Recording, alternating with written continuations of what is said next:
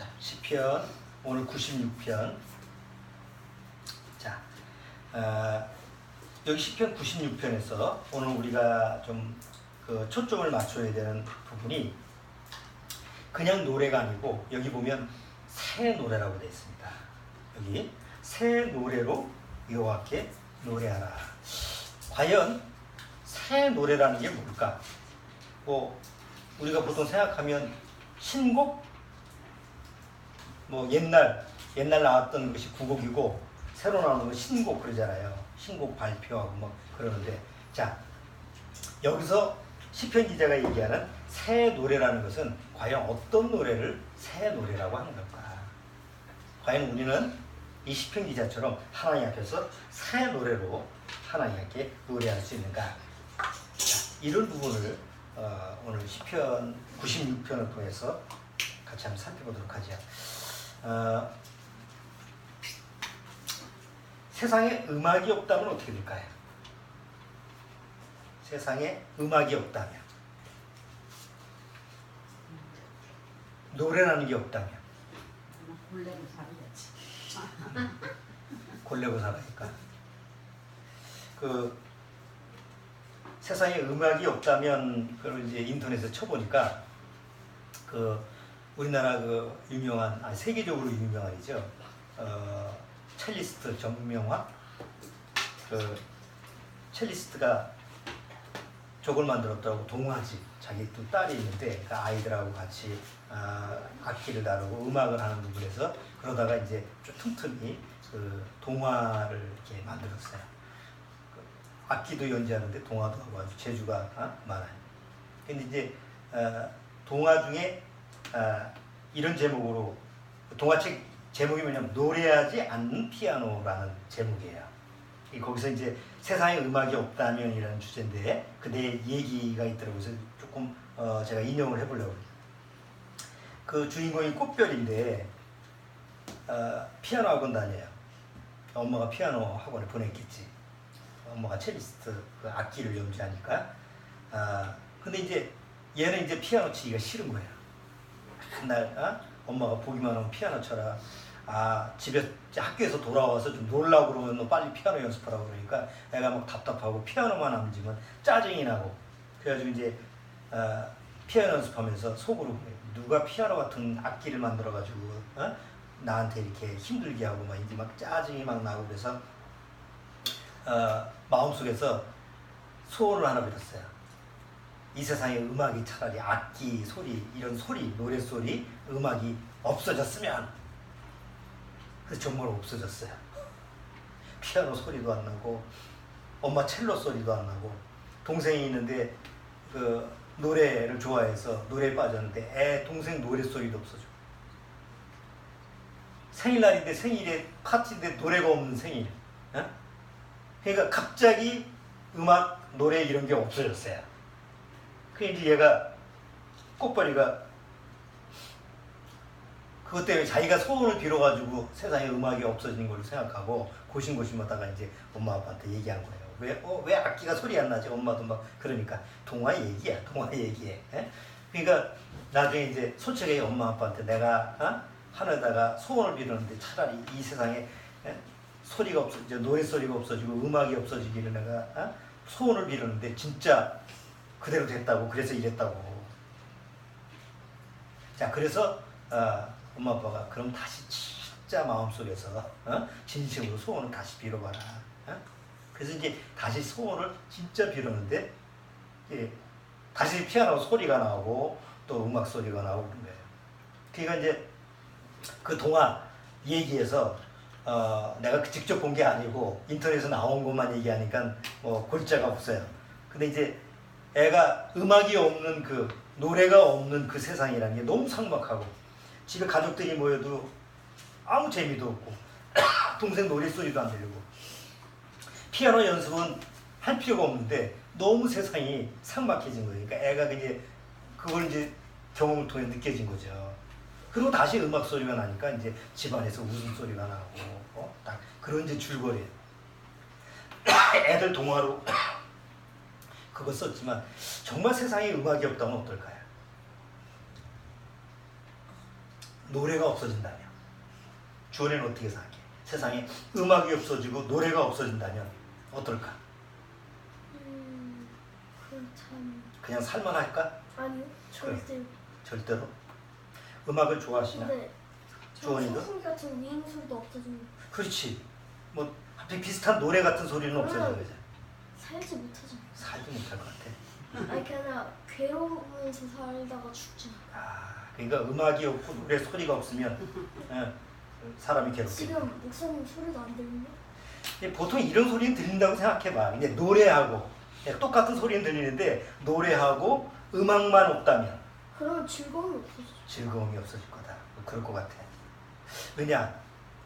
아침에 눈 뜨고 저녁에 잘 때까지 사실은 우리가 늘상 접하는 게, 무의식적으로 접하는 게 음악 아닙니까? 아침에 일어나는 그 알람도 다 뭘로 해요? 뭐 음악 소리나 뭐 그런 소리를 내잖아요. 악기 소리, 뭐 음악 소리 내고. 응? 저녁에 자장가, 음악을 듣고 자든지.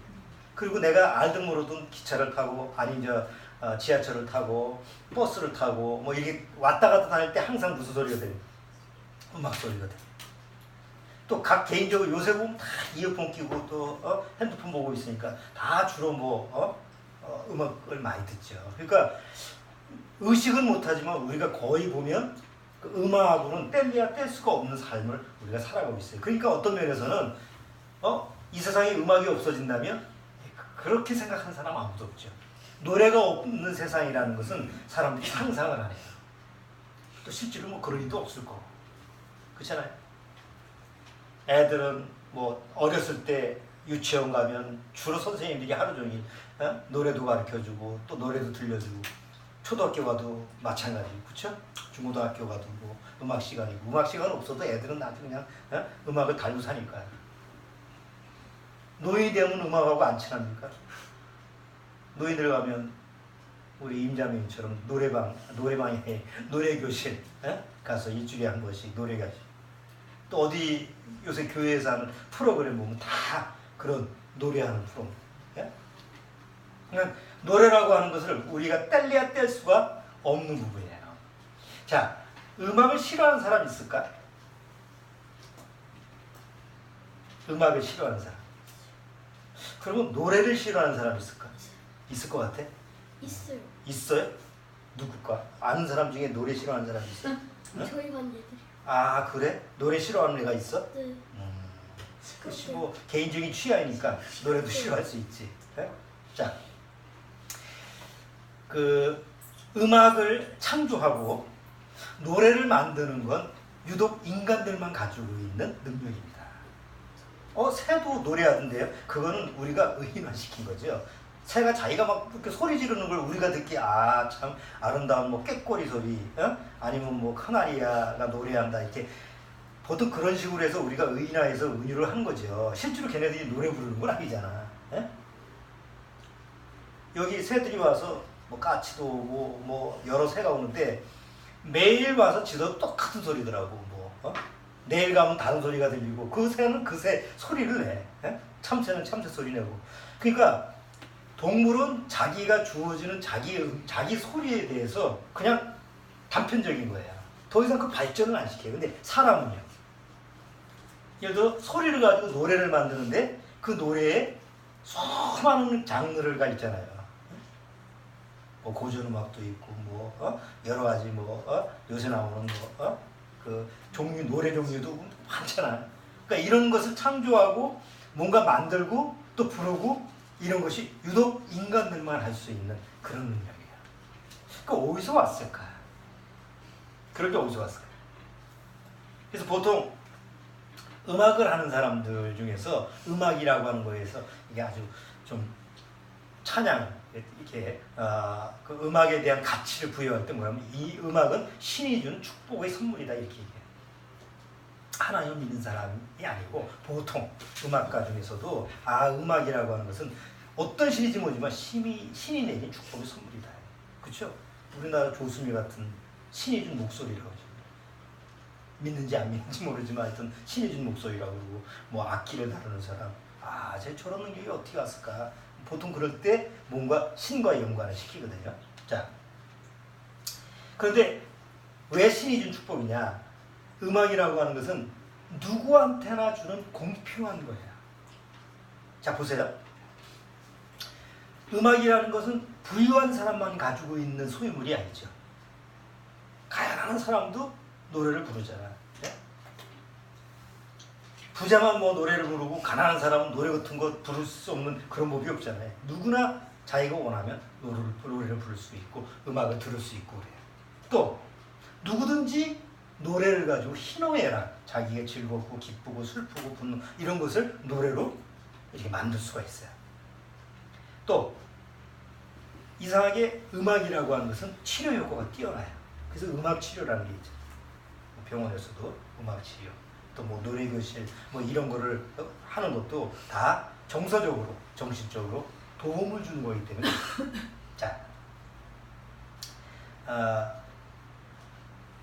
월드컵 우리 지난번에 월드컵 말고 올림픽 했잖아요. 올림픽 할 때 금메달을 따면 선수가 그 메달 수여를 할 때 어떤 노래가 들려져요? 애국가, 우리나라 선수가 금메달을 따면 애국가를 틀어주고, 또 각자 다른 나라가 뭐 금메달을 따면 뭐 은메달이든지 따면은 그걸 가지고 그 나라의 애국가를 틀어주죠. 그러면 거기에 있는 관중들이 다 어때요? 다 공감을 하고 또 눈물을 흘리는 사람도 있고 그렇잖아요. 네? 선수들도 그렇고. 왜 그러죠? 만약에 음악이 없이 그냥 메달만 하나 걸어줘. 너무 재미가 없을 것 같아. 그렇죠? 아니 음악이 없는 올림픽이라고 생각해보세요. 운동경기잖아요. 아니 운동만 열심히 하면 되잖아. 뭐 이제 러시아에서 월드컵 하는데 그냥 볼만 열심히 차면 되잖아.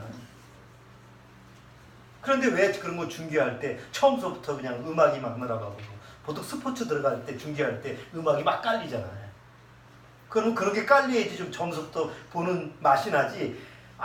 아무것도 없이 그냥 갑자기 나와서 선수들이 뛰기만 해. 별로 재미가 없는 거예요. 또 야구장에서 노래가 없으면 재미가 있을까 없을까? 재밌죠. 예? 야구만 보면 재밌어. 야구만 봐도 재밌지. 응원하잖아. 뭐 머리에다가도 쓰고 뭐 손에다가 박수 치고 그런 게 있어야지 흥이 나지. 앞에 응원하는 사람이 뭐지? 응원 치어리던가? 앞에 노래 부르고 춤추는 사람 있잖아. 그런 사람들이 앞에서 막 흥을 돋아야지 그 야구장 열기가 뜨거워지는 거예요.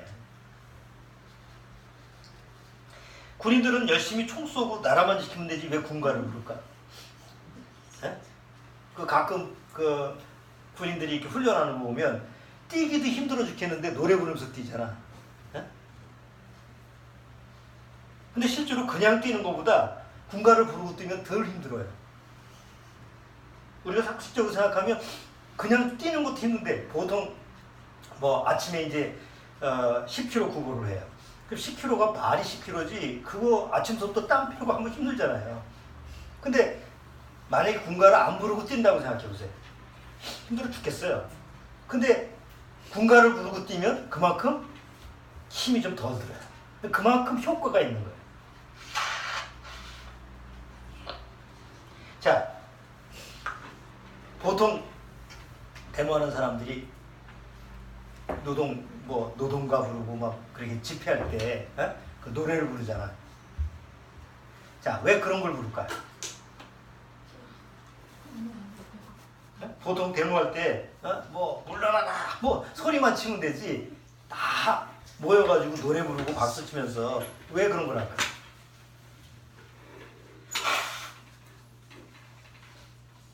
집회 때 뭐 광화문에서 모여가지고 그래야 신이 나지. 그러니까 뭔가 음악, 노래 이런 것이 그 사람들이 하는 활동이라고 하는 거에 대해서 상당한 뭐 어떤 그 에너지를 지금 주는 거예요. 그런 효과가 있고 회식 자리 사람들이 모이는 그런 회식이나 이런데 노래가 빠지면 안 되지. 아니 이거는 요즘 와서만 그런 게 아니에요. 우리 옛날 시대에도 사람들이 모이면 풍요를 즐기고 그렇죠. 다 같이 모여가지고 강갑수원래 우리나라도 그런 왜 노래라는 게 옛날서부터 여러 사람이 모였을 때 그런 노래를 중심으로 모였을 거야. 그러니까 뭔가 노래라고 하는 거, 음악이라고 하는 그 안에는 뭔가 힘을 주는, 뭔가 사람들한테 영향력을 미치는 뭔가가 있는 거예요. 그래서 이제 그런 것을 밀접하게 우리가 생활 속에서 노래와 음악이라고 하는 것을 사용을 하고 있죠. 자, 이스라엘 민족한테 노래는 뭘까? 이스라엘 민족.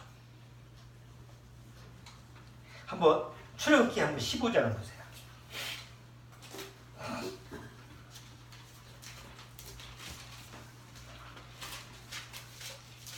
자, 출애굽기 15장.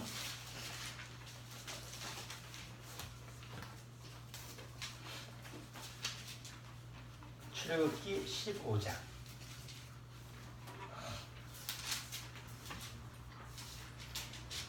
2절. 출애굽기 15장 2절. 자, 1절 2절만 주원이가 한번 읽어주세요. 이때 모세와 이스라엘 자손이 이 노래로 여호와께 노래하니 이르렀으되 내가 여호와를 찬송하리니 그는 높고 영화로우심이요 말과 그 탄 자를 바다에 던지셨음이로다. 여호와는 나의 힘이요 노래시며 나의 구원이시로다. 자, 여기 모세가 15장에서 이제 하나님 앞에 노래를 하는데, 지금처럼 이제 찬양을 하는데, 여호와는 나의 노래라고 그래요. 모세가. 하나님이 나의 노래다. 그러니까 그만큼 하나님을 찬양하고 하나님 앞에 노래하는 부분에 대해서 그 노래라고 하는 그 상징적인 요소가 굉장히 모세가 여기서 표현하는 거 보니까 상당히 강하게 표현하죠. 여호와가 노래라니. 보세요. 우리가 사랑 노래, 세상에서 사랑 노래 할 때 내가 사랑하는 대상이 있을 때는 그 사람을 대상으로 해서 노래를 만들잖아요. 또 가사 그런 거 보면. 그러니까 어떤 내가 존경하고 사랑하고 내가 정말 좋아하는 그런 대상이 있으면 그걸 가지고 노래로 만들고 싶어하는 그런 모습이 이 구약시대에 보면 모세도 가지고 있었어요. 그래서 모세가 마지막 이제 죽을 때 유언을 뭘 남겼느냐? 노래를 하나 남겼어요. 모세가 가수도 아닌데 노래를 하나 남겼어요. 자, 거기 한번 보시죠. 신명기 31장. 신명기 31장.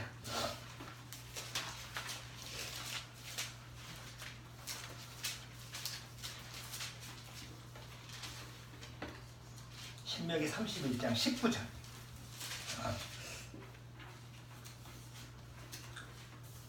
자, 신명기 31장 19절.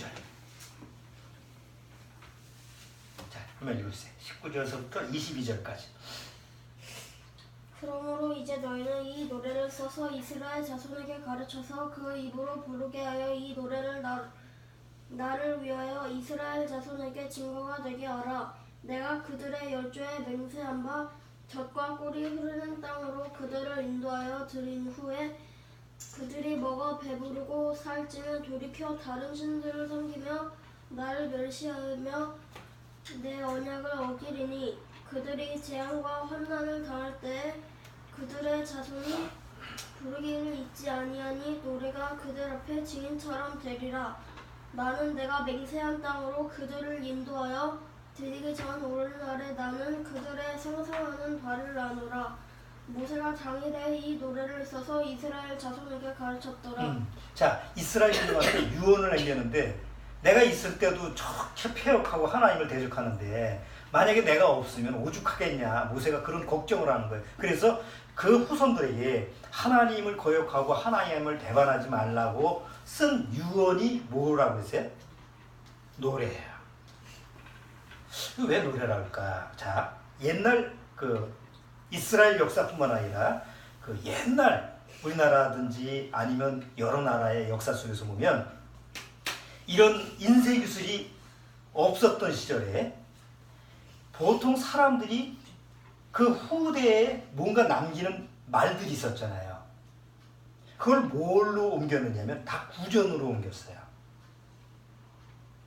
자, 이를테면 이런 거예요. 우리나라의 뭐 삼국유사, 삼국사기 뭐 옛날에 이런 글들이 직접 글로 쓰기 전에 사람들이 그거를 다음 세대에 계속 알려야 되는데 그걸 어떻게 전할까? 글이 없는데. 그러니까 그걸 어떻게 내려가게 하느냐면 구전으로.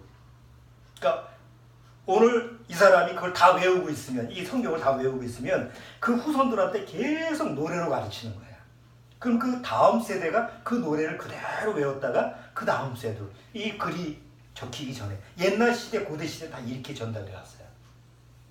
일본 같은 경우도 그 일본의 그 뭐 경이라고 그러네, 불경이라고 그러죠. 그 상당히 그 많은 분량인데도 그 다음 세대의 구전으로 그걸 외우는데 하나 토시 안 빠지고 그대로 외우는 그 기록이 나와 있더라고요. 그러니까 성경도 그렇다고 봐야죠. 처음부터 성경을 이렇게 기록했다라기보다는 처음에 구전으로 내려온 거예요. 구전으로 내려왔는데 그거를 다 입력하는데 그냥 외우기는 힘들잖아. 그 옛날에 우리 주원이 어렸을 때 우리나라 위인 외우는 거 있죠. 지금 다 잊어버렸지. 예? 지금도 다 기억해? 진짜 대단하네. 자, 뭐 우리나라의 위인 인물을 쫙 하는데 그냥 외우면 굉장히 어렵잖아. 근데 노래를 만들어가지고 외우면 뭐예요? 쉬워요. 그러니까 그만큼 그 학습 능력이 뛰어난 거지, 노래라는 게. 그렇잖아요. 보통 우리가 영어 공부하면 얼마나 힘들어. 근데 팝송 외우는 건 쉬워. 그러니까 노래로 만들어서 뭔가 입력시키는 게 우리한테는 상당히 그게 더 빠른 거예요. 그런 게 이제 우리가 역사적으로 봐도 구전으로 내려오는 것을 다음 세대에 가르칠 때 노래라고 하는 그 방법으로 사용한 건데 이스라엘 민족도 사실은 그런 방식으로 했어요. 그러니까 이스라엘 민족이 광야에서 나와서 가나안 땅에 들어갔을 때 모세가 저들을 어떻게 교훈할까, 어떻게 하나님 앞에 바로 서게 할까 해서 유언으로 남긴 노래가 바로 이스라엘 민족한테 준 모세의 노래예요. 자, 그걸 이제 후대에 와서 계속 하나님 앞에 그 노래를 부르면서 하나님을 떠나지 않게끔 했던 거죠. 그러니까 성경에 보면 이스라엘 민족 갖고 노래라고 하는 것은 굉장히 중요한 파트예요. 자, 그러다가 다윗 왕이 이제 왕국 시대가 생겨서 다윗이 왕이 되고 나서 다윗은 악기를 다루는 자면서 음악을 잘하는 자였죠. 자, 그래서 다윗이 이 성전에서 하나님을 찬양하는 성가대를 만들어요. 쉽게 말해 찬양대를 만듭니다. 그리고 악기를 다루는 자를 악기를 만들고 악기를 다루는 자를 만들어서 하나님을 찬양하게 합니다. 자, 역대상 15장 16절.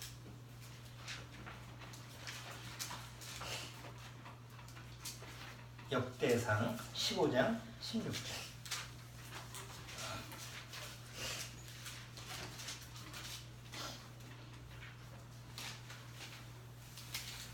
자, 역대상 15장 16절.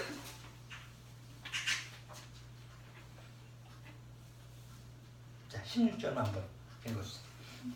다윗이 레위 사람의 어른들에게 명하여 그 형제 노래하는 자를 세우고 비파와 수금과 재금 등의 악기를 올려서 즐거운 소리를 크게 내라 하네. 자, 여기 보면 다윗이 레위 족속 중에서 거기 있는 노래하는 자, 악기하는 자를 뽑아서 이제 성전에서 하나님을 찬양하게 하고 악기를 다루고, 그러니까 지금처럼 오케스트라, 성가대 이런 모습이 성전 안에서 하나님을 섬기는데 필요한 요소가 됐죠. 자, 또 성경에서 보면 노래라고 하는 것이 얼마나 이스라엘 민족하고 밀접하냐면 세상 전쟁 역사에 어떤 전쟁을, 그러니까 적하고 전쟁을 하는데 무기를 가지고 이기는 게 아니고 노래를 가지고 이기는 전쟁 역사가 있었던가요?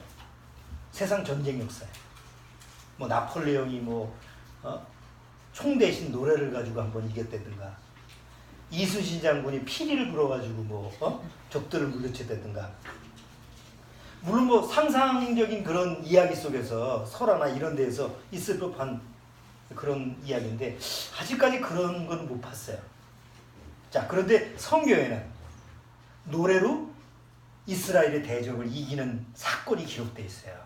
이게 이스라엘의 여호사밧 왕 때, 하나님을 잘 섬겼던 여호사밧 왕 때 주변에 모압과 암몬이 쳐들어오죠. 모압과 암몬은 지금 요르단, 레바논, 요르단 이쪽이에요. 그러니까 사해를 중심으로 해서 이스라엘, 요르단 이게 국경을 맞대고 있잖아요. 거기가 모압 암몬 족속이거든요. 그러니까 바로 지척에 있는 적들이 여호사밧 왕이 있는 이 남유다를 공격, 예루살렘 있는 데를 공격을 하는데 너무 숫자가 엄청나서 사실 이스라엘 여호사밧 왕이 이길 수가 없는 전쟁이에요. 그러니까 백성들도 다 떨고. 그래서 여호사밧 왕이 하나님께 기도를 합니다. 하나님 어찌하면 좋습니까? 저 모압과 암몬 우리 이길 수가 없는 이런 왕인데. 그래서 그 선자를 통해서 하나님이 응답을 해주시는데 걱정하지 마라. 이건 너 전쟁이 아니라 여호와의 전쟁이다. 내 전쟁이다. 그리고 너희는 적들 앞에서 뭐 들레지 말고 뭐 두려워하지 말고 그냥 내가 저 적들을 어떻게 이기는지 바로 지켜봐라. 그러면서 앞에 성가들을 세우게 해요. 그러니까 노래하는 자를 앞에 그 군사들 앞에 세우게 해요. 한번 상식적으로 생각해 보세요. 지금 총 들고 싸워도 그때는 총이 없으니까 뭐 칼 들고 싸워도 지금 죽을 판인데 그 앞에다가 노래하는 성가들을 쫙 세워놓고 찬양을 노래를 하게 하라고 하면은 그게 납득하겠어요? 근데 여호사밧 왕은 하나님의 그 말씀을 듣고 그 노래하는 자를 쭉 앞에 두고 적들 앞에서 노래를 하게 합니다. 근데 그 찬양을 하는 그때 무슨 일이 벌어지냐면 하나님이 모압과 암몬 족속을 서로 싸우게 하는 거예요. 지들끼리 싸우는 거예요. 지들끼리 싸우고 치고받고 해서 나중에 나가보니까 다 죽어있어. 한 놈도 살아있는 놈이 있어. 다 죽었어. 그리고 가서 그 노획물을 얻는 장면이 성경에 기록되어 있습니다. 물론 믿거나 말거나입니다. 뭐 구원받은 사람이야 그렇지 하나님의 능력이니까 그럴 수 있지 하지만 뭐 하나님을 안 믿는 사람 또 뭐 구원도 안 받은 사람은 에이 그런 얘기가 있을 수 있어. 그냥 지어낸 얘기지. 이렇게 볼 수도 있죠. 한번 거기만 잠깐 볼게요. 역대하 20장. 역대하 20장. 역대하 20장 21절.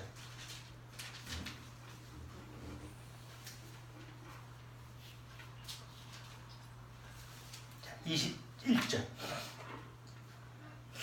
백성으로 더불어 의논하고 노래하는 자를 택하여 거룩한 예복을 입히고 군대 앞에서 행하며 여호와를 찬송하여 이르기를 여호와께 감사하세 그 자비하심이 영원하도다 하게 하였더니 그 노래와 찬송이 시작될 때에 여호와께서 복병을 두어 유다를 치러 온 암몬 자손과 모압과 세겜 사람을 치게 하심으로 저희가 패하였으니 곧 암몬과 모압 자손이 일어나 세일산 거민을 쳐서 진멸하고 세일 거민을 멸한 후에는 저희가 피차에 살력하였더라. 됐어요. 여기 보면 자 뭘로 이긴 거예요?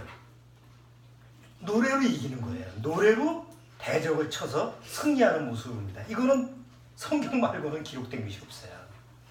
자, 우리가 이런 상황을 보면 하나님이 이 노래, 음악 이런 부분에 대해서 하나님이 저건 뭐 인간들이 하는 거야 라고 할 수가 없는 거죠. 인간에게 음악적인 재능을 주고 또 음악을 통해서 노래를 통해서 하나님이 기뻐하시고 즐거워하시는 그런 도구가 바로 음악이라고 하는 하나의 기능이에요. 하나님이 주신 능력이에요. 자, 그런데 이 하나님이 주신 음악적인 재능, 이 특별한 그 하나님의 선물을 죄로 타락된 다음에는 하나님과 무관하게 사용하게 되는 거죠. 자, 창세기를 보면요. 가인이 하나님을 떠나서 동방 에덴 동쪽으로 가서 삽니다. 그래서 성을 하나 쌓는데 그 자기 아들 이름이 있어요. 에녹성이죠. 그 에녹성을 거기다 쌓고 거기서 이제 후손을 쭉 후손이 태어나면서 후손 중에서 하나는 목축하는 자가 있고 지금의 농사, 하나는 기계를 다루는 자, 지금 기계 뭐 산업 이런 거, 또 하나는 뭐예요? 악기를 다루는 자인데 이 악기를 다루는 자가 유발이라는 사람이죠. 이름이. 후손 중에 가인의 후손 중에서 유발이라는 자가 있었는데 바로 그는 바로 악기를 다루는 자다. 그 당시 악기가 뭔지 모르지만 영어 성경에서는 보면 하프, 피아노 이렇게 돼 있어요. 그 당시에 무슨 하프, 피아노가 있겠어요. 지금의 비슷한 악기가 있었다는 거죠. 그러니까 악기를 다뤄주고 음악을 만들고 노래하는 자가 있었어요. 그러니까 하나님이 원래 주시는 재능이었는데 하나님을 떠난 그런 이제 카인의 후손들이 그 음악을 노래를 만들어서 뭘로 사용했을까요? 누구를 위해서 음악을 만들고 누구를 위해서 노래를 만들었을까요? 자기 자신을 위해서 노래를 만든. 그렇죠? 그리고 그게 이제 아마 카인 이후에 어떤 세상 문명의 가장 한 주축을 이뤘을 거예요. 뭐 음악이라는 게 어떤 문명 세계의 한 주축이니까. 그런데 카인의 유발을 통해서 나오는 그 음악적인 그 모든 것들이 노아의 홍수 때 어떻게 했어요? 다 없어졌죠. 사람들이 죽으면서 다 음악도 없어진 거예요. 그러다가 노아의 후손을 통해 셈, 함, 야벳 족속이 다시 후손을 거치고 바벨탑 사건 이유가 뭐예요? 바벨탑. 하나님보다 자기 이름을 드러내서 하나님이 온 세상에 흩어져 버렸잖아요. 그리고 이제 온 세계에 흩어진 수많은 사람들이 각자 자기가 가지고 있는 음악적인 재능을 가지고 노래를 만들고 하는 게 각 나라의 음악이 되고 각 나라의 자기 고유의 노래가 되는 거예요. 자, 우리 한반도까지 온 우리 조상들이 우리나라에서도 오랜 역사 동안 뭐가 있었어요? 음악이 있었고 우리 전통 음악이 있었잖아요. 우리나라만의 독특한 전통 음악이 있고 거기 노래가 있고 그렇죠? 또 저기 아프리카 가면 여전히 그 아프리카 사람들이 가지고 있는 자기네들의 토속 음악이 있고 뭐 유럽 쪽도 마찬가지, 일본도 마찬가지. 자, 실제로 지금처럼 종교 음악이라든가 아니면 이런 좀 근대 음악이 시작된 건 언제냐면 그 콘스탄틴 대제가 종교를 기독교 공인을 하고 나서 교회가 공식적으로 세워지잖아요. 국가의 국교가 되고. 그러니까 교회가 종교적으로 국교가 되다 보니까 그 종교에 맞는 음악이 필요했던 거예요. 그래서 지금 카톨릭 음악 있죠. 아주 뭐 웅장하게 악기가 연주가 되고 파이프 오르간이라든가 이런 종교 음악이 발전되기 시작했어요. 그때서부터 근대 음악이 발전되기 시작한 거예요. 지금의 음악이. 자, 그러다가 이제 지금 21세기에 와서 음악은 뭐 너무 다양하죠. 종류가. 자, 문제는 다 하나님과 관계가 있어요, 없어요? 세상에서. 세상 음악이라는 거, 세상 노래라고 하는 게 사실은 하나님과 다 무관한 그냥 인간을 위한 자기 자신을 위한 그런 노래로 전락돼 버리고 만 거죠. 종교음악도 마찬가지예요. 종교음악은 기독교만 음악이 있는 게 아니죠. 그렇죠? 종교의 음악이 없다면 어떨까요? 종교의 음악이 없다. 절에 가는데 목탁 소리도 없고 그냥 국어 읽듯이 스님이 경을 읽는데 국어 읽듯이 읽어. 그 아무 재미가 없을 거예요. 그래도 음률을 타잖아. 불경 소리를 들어보면. 뭐 이슬람교도 그 방송에서 보면 이슬람교도 기도할 때 거기서 경을 외우는 사람이 어떻게 해요? 국어책 읽듯인가요? 아니잖아. 거기도 음률이 있잖아. 그러니까 모든 종교에 음악이라는 게 있는데 그 음악 노래가 없는 종교라고 한다면 있을 수가 없어요. 그러니까 기독교도 마찬가지죠. 뭐 교회에서 찬송가가 없는 교회가 있어요. 문제는 아무리 기독교 안에서 노래와 찬양 이런 게 있어도 사실은 하나님과는 관계가 없다. 예를 들어 하나 볼게요.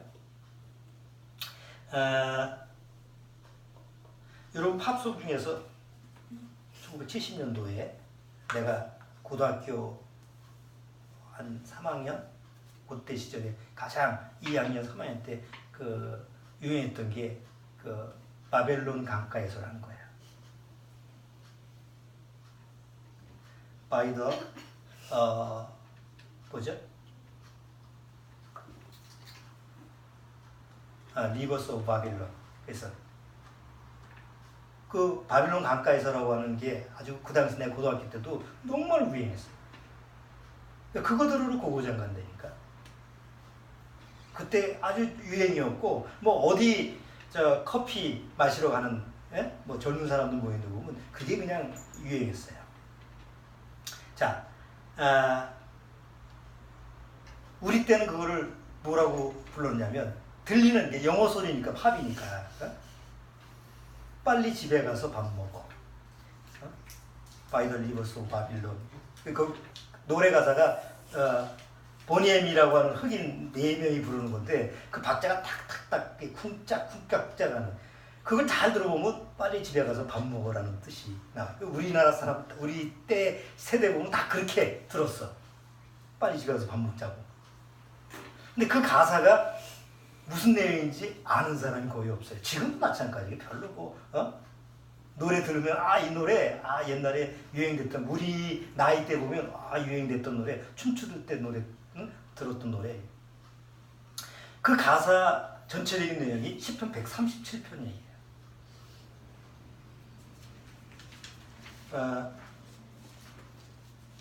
제 가사를 한번 볼게요. 시편 137편 한번 보세요. 시편 137편.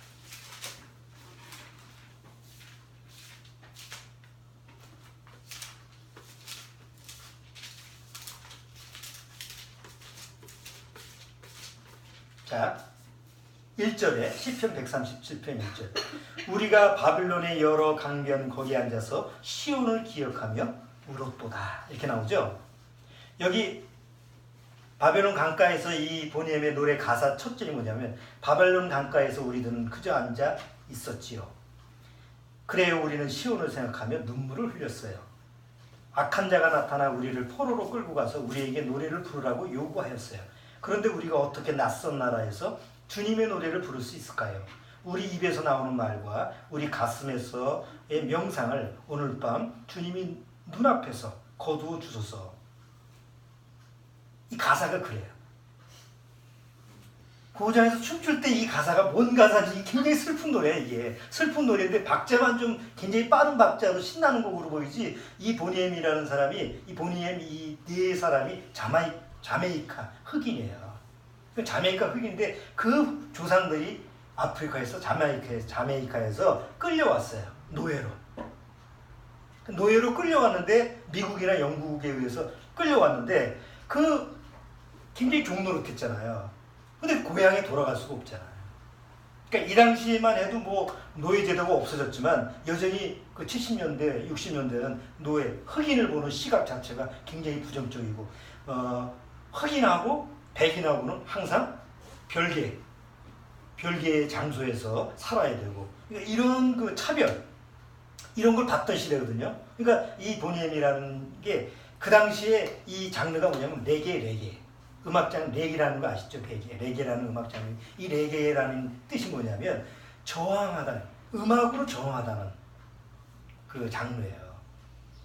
그러니까 이 네 가수가 흑인 가수가 이 바벨론 강가에서라는 가사를 좀 신나게 부르지만 흑인들은 모든 그 흑인 연가나 이런 거 보면 굉장히 사람들이 신나잖아. 근데 가사를 보면 다 슬픈 곡이야. 막 핍박을 받고 막 그거 가지고 막 고통을 받고 그러는데 보통 그 아프리카 사람들이 막 춤을 추잖아요. 춤을 출 때 신나게 춤을 추는 것보다는 뭔가 그 자기들의 그 요구, 자기네들이 막 억울하고 고통스럽고 괴로워 그런 걸 가지고 아주 신나게 하는 게 그들의 모습이거든. 그러니까 이 사람들도 자메이카 고향으로 돌아오고 싶은 부분을 미국이나 영국 제국주의에 맞서서 이런 노래로 이제 좀 승화를 시키는 거죠.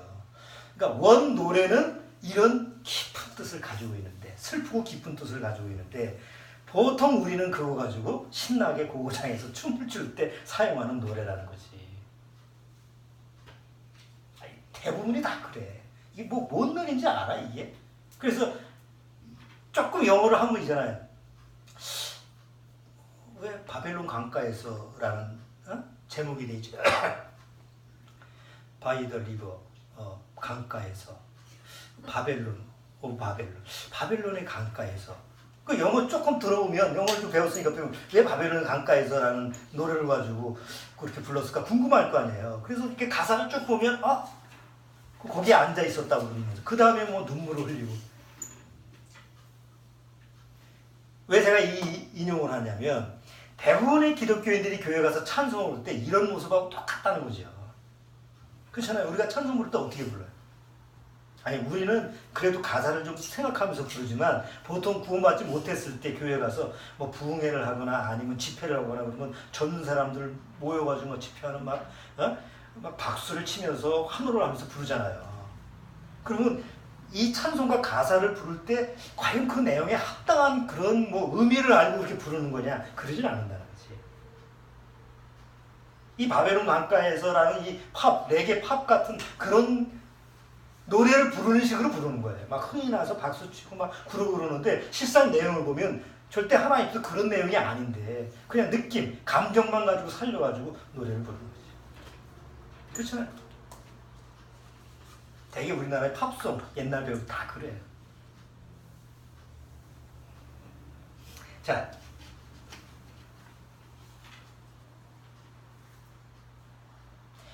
오늘 이제 시편 돌아올게요. 시편 96편.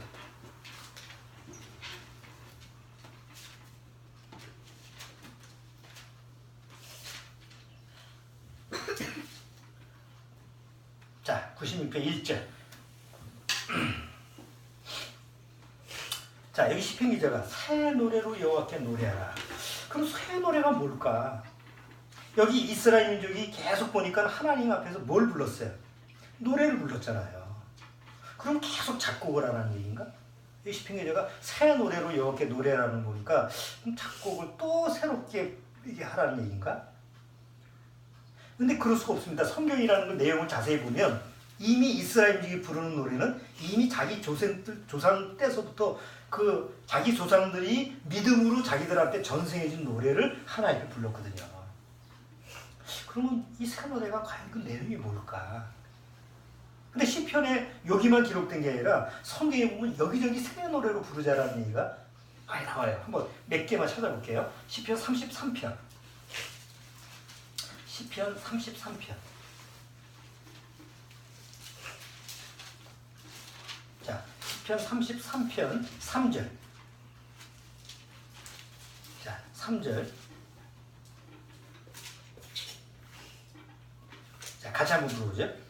새 노래로 그를 노래하며 즐거운 소리로 공교히 뭐죠? 연주할지어다.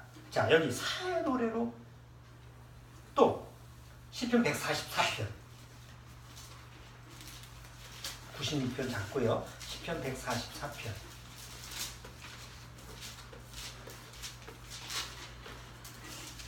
144편 9절. 자, 9절. 하나님이여 내가 주께 새 노래로 노래하며 10줄 비파로 주를 찬양하리다. 여기도 주께 새 노래로 라는 게 있죠. 이사야서 42장.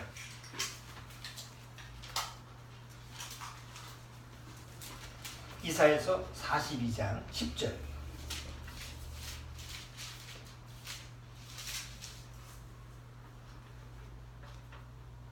자, 10절. 자, 같이 읽어보죠. 항해하는 자와 바다 가운데 만물과 섬들과 그 거민들아 여호와께 새 노래로 노래하며 땅 끝에서부터 찬양하는. 이게 새 노래. 그럼 과연 새 노래가 뭘까? 보통 세상에서는 옛 노래는 뭐예요? 뭐 5060이 하는 노래. 그 다음에 뭐 7080, 뭐 그런 거 있죠? 70년대, 80년대 유행했던 노래. 그런 새 노래는 요즘 나오는 뭐 아이돌 그룹이 나오는 거 요새 아주 새로운 노래. 그러니까 세상적으로 얘기하면 옛 노래, 새 노래. 그건 시대에 맞게, 연도에 맞게 그렇게 나오는 노래잖아요. 그럼 성경에서 여기에서 얘기하는 새 노래는 뭘까? 과연 새 노래는 뭘까? 여기 요한계시록 한번 볼게요. 요한계시록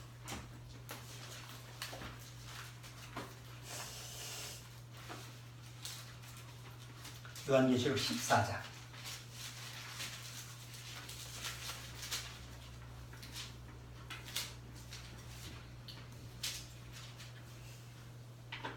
자, 요한계시록 14장.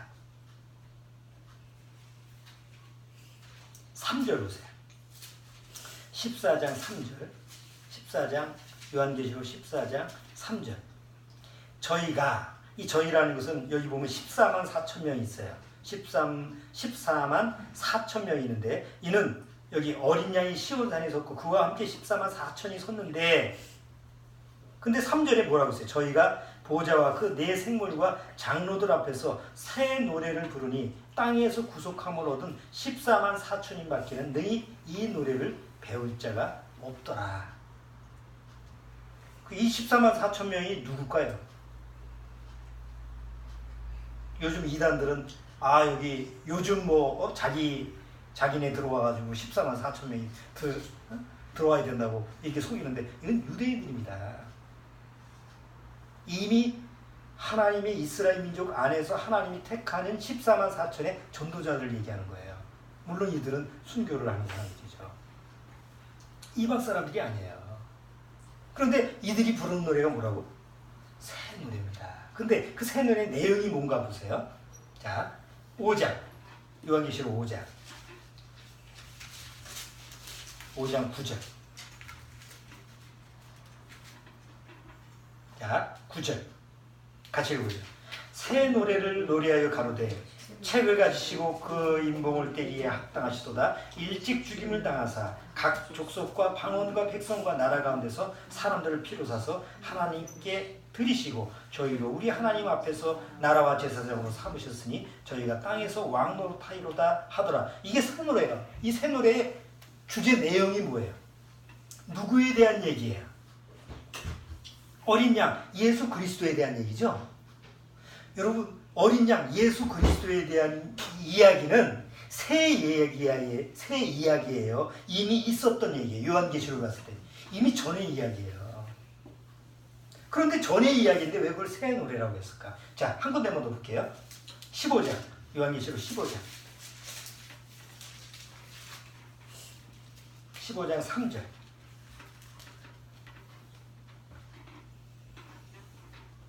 자, 요한계시록 15장 3절 보세요.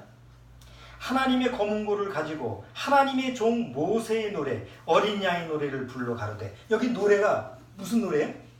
모세의 노래, 어린 양의 노래 다 이미 있었던 노래죠. 있었던 노래를 다시 부르는데 그게 새 노래라는 거예요. 자, 그러면 여기서 노래에 초점을 맞추면 안 된다는 거지. 자, 보세요. 여러분 유명한 가곡 중에서 우리나라 가곡 중에서 그리운 금강산이라는 유명한 곡이 있죠. 아주 멋있는 곡이죠. 내가 부르면 멋있는 곡이 안 돼요. 저거 있는 곡, 저 따라 부르는구나. 근데 만약에 조수미가 부르면 그리운 금강산을 조수미가 부르면요. 내가 아는 곡이지만 그 유명한 가수가 부르면 어떻게 들려요? 새롭게 들리는 거예요. 너무 멋있다. 어? 새롭게 만든 곡이 아니에요. 늘 내가 아는 곡이고 나도 흥얼거리는 곡이야. 근데 내가 부르면 옛곡이 되는데 정말 노래를 잘하는 그 가수가 부르면 마치 새 노래처럼 들리는 것은 그 노래를 부르는 사람이 누구냐에 따라서 노래가 새롭게 들려질 수 있다는 거죠. 그럼 성경에서 여기 모세의 노래, 어린 양의 노래 그거는 이미 성경에 많은 사람들이 불렀던 믿음의 사람들이 불렀던 노래들이에요. 또 그냥 종교적으로도 불렀던 노래들이에요. 그런데 어느 날 정말 예수 그리스도를 통해서 구원받은 사람들이 불러야만이 그 곡이 새 노래가 된다는 거죠.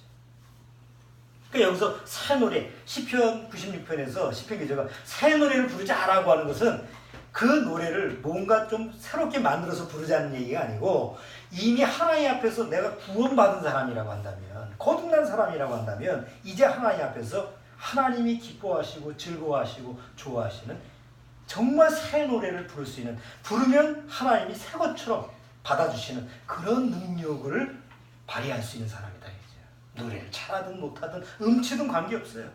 정말 거듭나면 하나님 앞에 새 노래를 부를 수 있는 사람이 되는 거예요. 그렇죠? 이하임은 잘 부르면 좋지. 그런데 뭐 잘 부르는 게 내 마음처럼 되죠? 네? 다 조수미처럼 부르고 그러면 얼마나 좋겠어요. 내가 1983년도 1월 달에 거듭났는데 제가 교회 나간 거는 뭐 어머니 쫓아서 나갔으니까 거의 초등학교에서부터 나갔죠. 초등학교에서부터 적어도 내가 청년 될 때까지 거듭나기 전까지 교회를 다녔으니까 얼마나 찬송을 많이 불렀을까요? 교회 가서 따라서 불렀든지 뭐해서 다 불렀든지 교회 가면 다 찬송을 부르잖아요. 그 심지어 내가 군대 가기 전까지는 성가대까지 했다니까. 성가대에서 찬송 부르고. 그러니까 얼마나 찬송을 많이 연습하고 불렀겠어요. 잘 부르지 못해도. 그런데 신기하게도 말이죠. 신기한 건지 이상한 건지 찬송가 어떤 것도 내 마음에 기억나는 게 없어요. 구원받기 전까지는. 내 찬송이 없었어요. 아까 우리 찬송가 부를 때 내 마음에 뭐죠? 한 노래 있어. 내 마음에 한 노래 있어. 한 노래가 없어요. 그 많은 찬송을 불렀어. 찬송 부를 때다 어떤 때는 감동도 되기도 했지. 어떤 때는 야 찬송 좋다. 또 복음성가도 부르면 따라 부르기도 하고 뭐 외우기도 하고 그런 수많은 찬송을 불렀지만 내 마음에 딱 한 노래가 없었어요. 근데 제가 구원 받고 나서 딱 한 노래가 내 안에서 정해졌어요. 그게 410장이에요. 하나님의 은혜로 이 쓸데없는 자 왜 구원하는지 나는 알 수 없도다. 오늘 그 찬송을 부르는데 내 마음하고 딱 맞는 거예요. 여태까지 교회를 다니고 뭐 어쩌고 저쩌고 뭐 했어도 하나님과 아무 관계가 없고 내 안에는 아무 은혜가 없었는데 어느 날 예수 그리스도를 만난 이후에 이 쓸데없는 자가 내가 구원받을 치사 하나 옆에 한 게 없고 잘한 것도 아무것도 없고 뭐 아무것도 없는데 왜 나 같은 걸 구원시켜주는지 알 수가 없는 거예요. 그런데 바로 분명하게 내 안에 아는 것은 뭐예요? 하나님께서 나를 택하시고 구원하시고 끝까지 지켜주실 거 그거는 안다. 왜 나를 구원시켰는지는 난 몰라. 알 수가 없어. 그러나 분명한 것은 그 나를 구원하신 하나님이 나를 버리지 않고 나를 끝까지 책임지고 인도하신다는 거. 그게 맨 끝에 아내잖아. 그 내 마음에 한 노래가 생긴 거예요. 딱 그거 하나만 가지고 찬송을 좋아하는 건 아니지만 다른 찬송도 좋고 다른 찬송을 부를 때도 은혜가 되고 감사가 되지만 전에처럼 그냥 입으로만 따라 부르고 유행가처럼 팝송 부르듯이 내가 좋아하는 세상 그런 노래 부르듯이 그렇게 흘러가지 않고 정말 하나님과 나하고 교감이 되고 공감이 되는 늘 부를 때마다 새 노래가 되는 거예요. 여러분 찬송 부를 때 한번 잘 보세요. 어떤 때는 그냥 따라 부르기도 하지만 어떤 때는 내 마음이 감동될 때 있잖아요. 맞아. 정말 이 찬송가대로 내가 마음에서 또 그날 그것이 은혜가 되기도 하고 새 노래가 되는 거예요. 새 찬송이 되는 거예요. 늘 부르는 건데 어느 날 갑자기 그때 새 노래로 내가 느껴지고 이런 경험이 이제 실제로 하게 된다는 거죠. 그래서 우리 교회에서 제가 여러분한테 개인적으로 여러분이 좋아하시고 또 여러분이 정말 마음속에서 늘 나하고 공감이 되는 노래 하나씩 정하자고 해서 자기가 내 마음에 한 노래를 하나씩 가지고 있잖아요. 나중에 마음에 안 들면 바꾸면 돼. 또 지나가다 보니까 정말 이거보다 더 내 마음에 공감이 되고 너무 그 찬송만 내가 마음에서 부르면 너무 마음속에서 은혜가 됐다. 그럼 바꾸면 돼. 그게 문제가 되는 건 아니야. 중요한 것은 그게 그냥 늘 부르는 옛날 노래 50, 60, 70, 80 이런 흘러간 옛 노래가 되는 게 아니고 그쵸? 연세가 들면 뭐예요? 옛날 노래를 듣고 싶어 하잖아. 그런 시처럼 찬송가를 그렇게 듣는 게 아니고 늘 새 노래로 경험하고 새 노래로 느껴지고 새 노래를 경험하는 이런 실질적인 경험을 하게 된다는 거죠. 구원받으면 그게 가능한 거예요. 여러분들이 실제로 그것을 경험할 수 있는 거죠. 자, 그래서 사도 바울은 이렇게 얘기해요. 에베소서 5장. 에베소서 5장.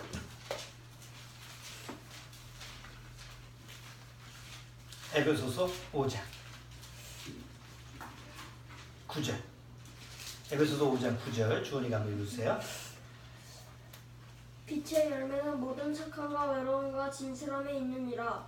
주께 기쁘시게 할 것이 무엇인가 시험하여 보라. 너희는 열매하며 어두움의 일에 참여하지 말고 도리어 책망하라. 저희가 은밀히 행하는 것들은 말하기도 부끄러움이라. 그러나 책망을 받는 모든 것이 빛으로 나타나노니 잠깐만. 무정무절이 아닌가 보네. 19절이네. 미안해. 자, 19절. 자, 19절. 시와 찬미와 신령한 노래들로 서로 화답하며 너희의 마음으로 주께 노래하며 찬송하며 범사에 우리 주 예수 그리스도의 이름으로 항상 아버지 하나님께 감사하여 그리스도로 경외함으로 피차 복종하라. 자, 하나님 앞에 그냥 예배드리고 성경 읽고 이게 아니고 뭐예요? 신령한 노래로 화답하며. 그 교회 안에서 우리가 전에도 같이 연습을 했지만 각자 화음을 맞춰가지고 찬송을 내 노래를 부른다는 건 너무 아름다운 거예요. 그런 모습이 교회 속에서 적용이 되면 정말 아름다운 그런 모습이죠. 자, 또 하나 더 볼까요? 골로새서 3장. 골로새서 3장 16절.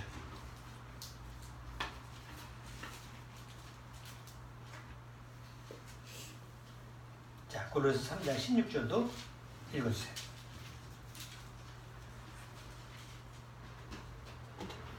그리스도의 말씀이 너희 속에 풍성히 거하여 모든 지혜로 피차 가르치며 권면하고 시와 찬미와 신령한 노래를 부르며 마음의 감사함으로 하나님을 찬양하고. 됐어요. 여기도 뭘 하는 거죠?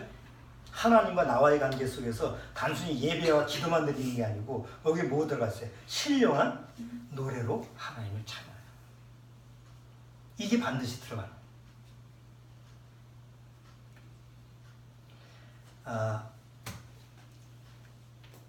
이게 왜 꺼졌지? 잠깐만요.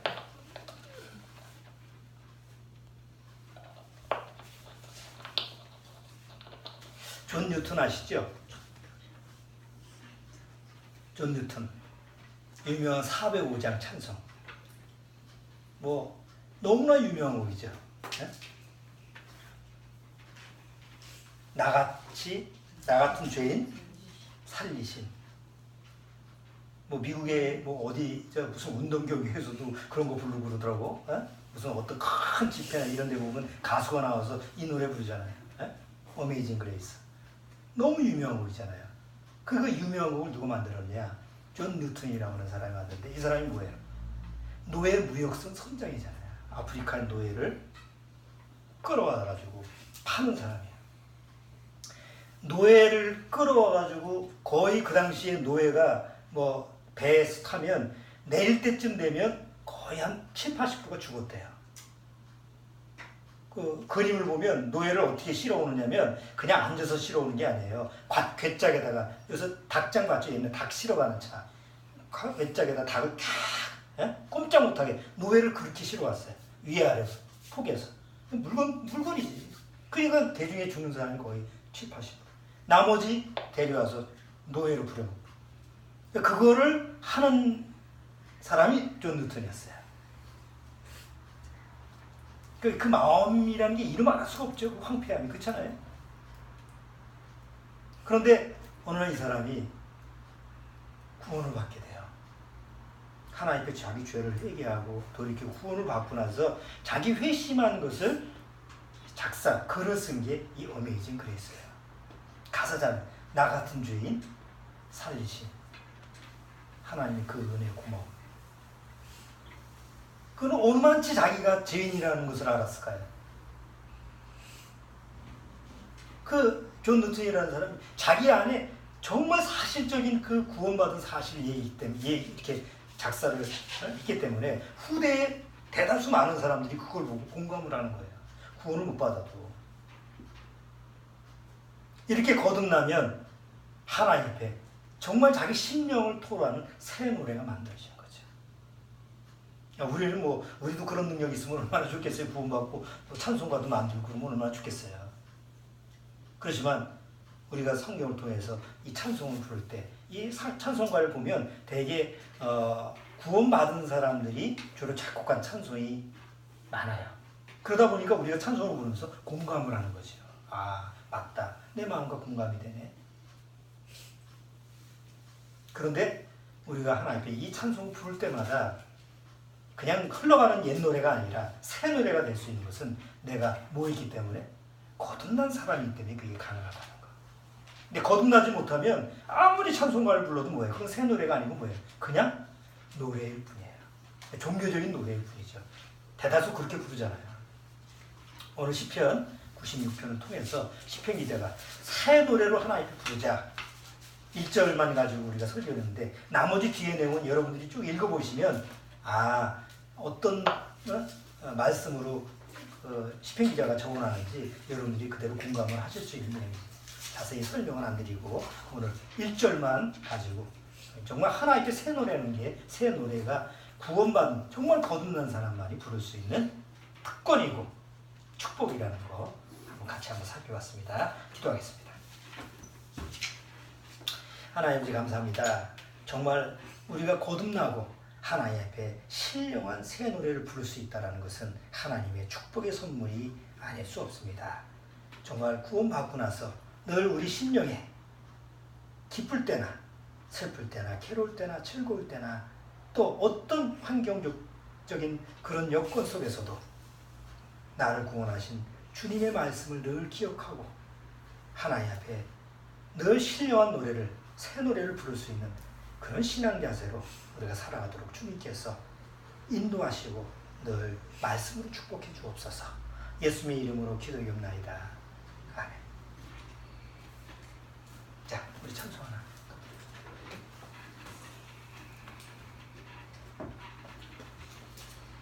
455장